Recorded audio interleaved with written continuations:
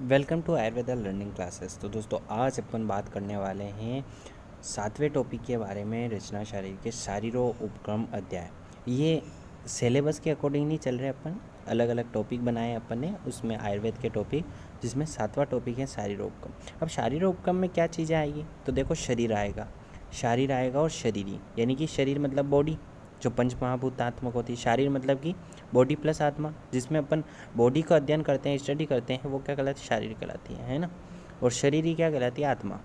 ठीक है, तो इनके बारे में अपन इस लेक्चर में देखने वाले हैं। तो देखो सबसे पहले अपन शरीर के बारे में देखेंगे, तो इसकी व्युत्पत्ति देखते हैं। तो श्र धातु में ईरन प्रत्यय लगने पर क्या बनता है, शरीर शब्द बनता है। जिसका निरुक्ति देखें तो शीर्यते अनेन इति शरीरम, जिसका निरंतर क्या हो रहा हो, शरण हो रहा हो, यानी विनाश हो रहा हो, शरीर कहलाता है। ठीक है, यदि इसके पर्याय देखते हैं अपन, तो पर्याय कितने बताएं इसने, अमरकोश टीका में 12 पर्याय बताएं। शरीर, काय, देह, क्लेवर, मूर्ति, शुक्र, ऐसे बहुत सारे बता रखे हैं। लेकिन आपको कौन से शरीर याद रखना है, शरीर की निरुक्ति क्या हो जाएगी, शीर्यते अनेन शरीरम, यानी निरंतर नाश हो रहा हो। काय किसे बोलते, चेते अनेन इति काय, निरंतर पोषण हो रहा।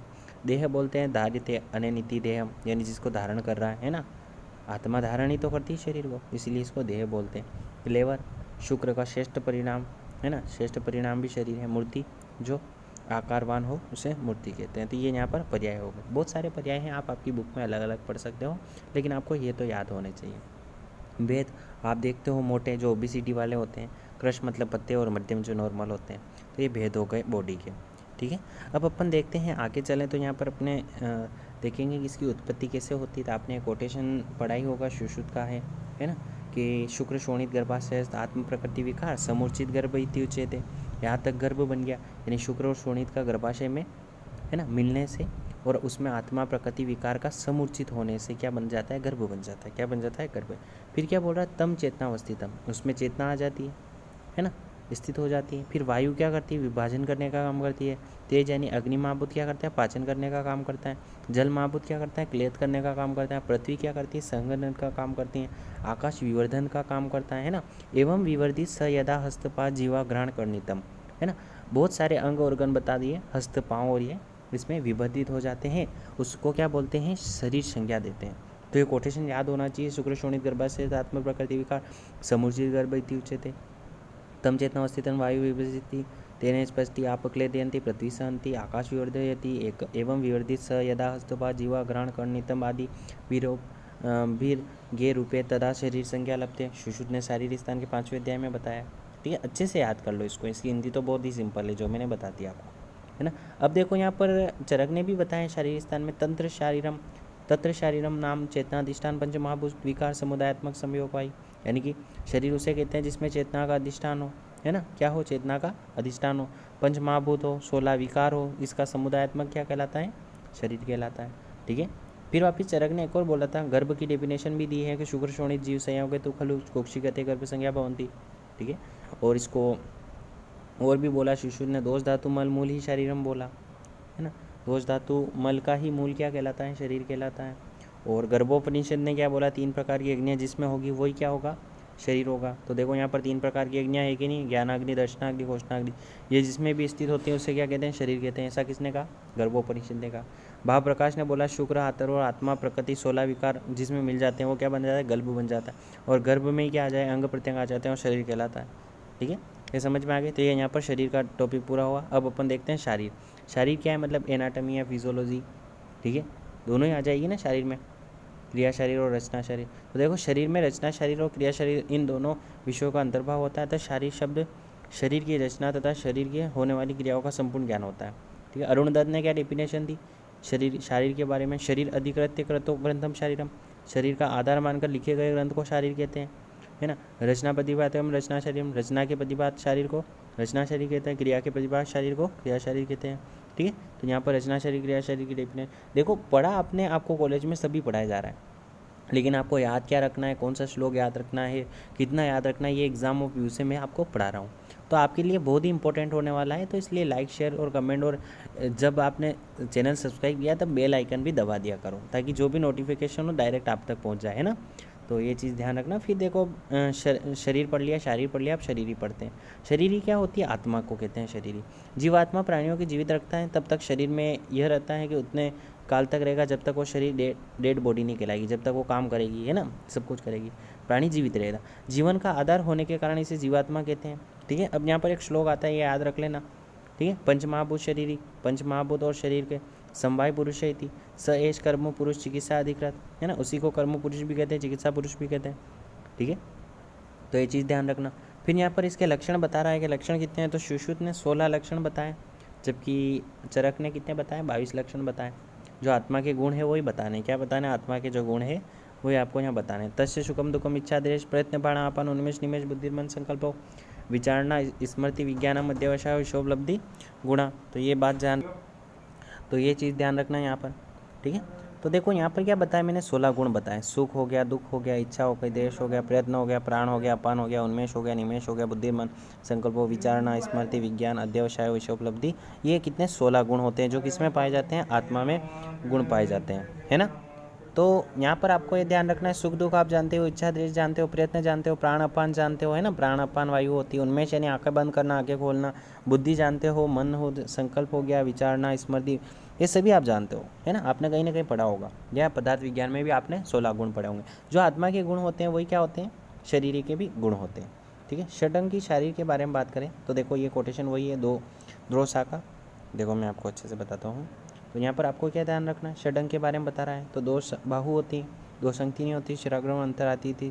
ठीक है, 2 क्या हो गई, ये हो गई, 2 पाँव होते हैं, 2 संगति नहीं हो गई, शिरा ग्रीवम हो गई। ठीक है, ये कितनी 6 हो गई यहाँ पर अंतर आदि। ठीक है, तो ये कोटेशन आपको याद रखना है। तज षटम शाखा सत्व मध्यम पंचम षष्टम शिरमिति, ये किसका, सुश्रुत का है। तो ये बोल रहा है शाखा 4 कितनी हो गई, शाखा हो गई, मध्य क्या हो गया, बीच वाला जो उत्तर वाला पार्ट होता है ना, पंचम हो गया, षष्टम शिरमिति ये वाला पार्ट हो गया। तो यहाँ पर आपको मैंने षडंग बता दिया, सेम बता रखा है, आपको याद कौन सा, सुश्रुत वाला याद रखना है। ठीक है, और भी याद हो जाए तो अच्छी बात है। फिर preservation of dead body and dissection कैसे करते हैं ये अपन बात करें तो देखो यहाँ पर कोटेशन बहुत बड़ा है ना, आपको देखते ही क्या हो जाएगा, चक्कर आ जाएंगे। इसलिए क्या करना अपने को, कोटेशन यदि याद हो जाए तो बहुत ही अच्छी बात है ना, बहुत शानदार बात है। लेकिन नहीं हो तो आपको याद रखना, तस्मान समझगात्रम अविशोभतम अधिवाद पीड़ितम अवर्षति और निष्ठान पुरुषम डेश करते जाना है, और लास्ट वाला लिख देना, और क्या लिखना है, सुषु सारी स्थान 5। ठीक है, ऐसा भी कर सकते हो। फिर क्या करना है, इसकी हिंदी लिख देना, क्योंकि बड़ा क्वेश्चन आता है यहाँ से, नॉर्मली छोटा क्वेश्चन नहीं बनता है। संरक्षण से पूर्व क्या करते हैं अपन, शव की परीक्षा करेंगे, शव की देखेंगे इसके अंग प्रत्यंग पूरे है कि नहीं है, मृत्यु विष से हुई कि नहीं हुई, है ना, विष से नहीं होनी चाहिए। जिसकी मृत्यु दीर्घकालीन व्याधि से नहीं हो, यूनिक 100 साल बाद आप डेड बॉडी ला रहे हो, वो काम भी नहीं आएगी, है ना। जिसकी आयु 100 साल से कम हो, शरीर पर लगा हुआ कोई जो मल है वो साफ कर दिया गया, उसमें मल भी आता है ना डेड बॉडी में, तो वो भी अपन निकाल देते हैं ताकि वो कैटेवर बन जाता है अपने एनाटॉमी के लिए।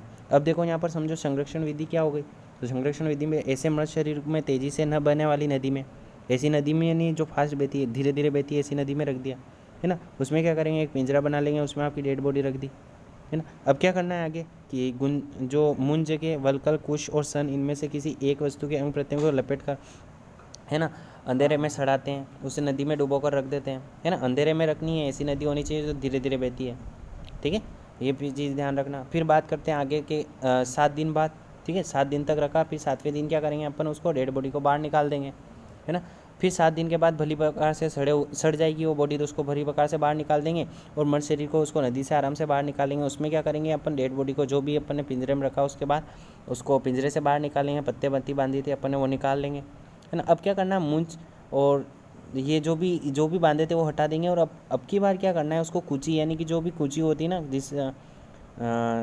जैसे कि आप जानते हो ब्रश, है ना, ब्रश कह सकते हैं अपन, तो ब्रश से क्या करना है, बाहर से अंदर की ओर धीरे धीरे खुरसते जाना है। खुरजेंगे तो अपने को बाहर से अंदर की ओर क्या होंगे, अंग प्रत्यंग दिखेंगे, तो उनकी स्टडी करेंगे, है ना। तो ये डाइसेक्शन कर लिया अपन ने यहाँ पर, किसके अनुसार, आयुर्वेद के अनुसार ऐसे होता था।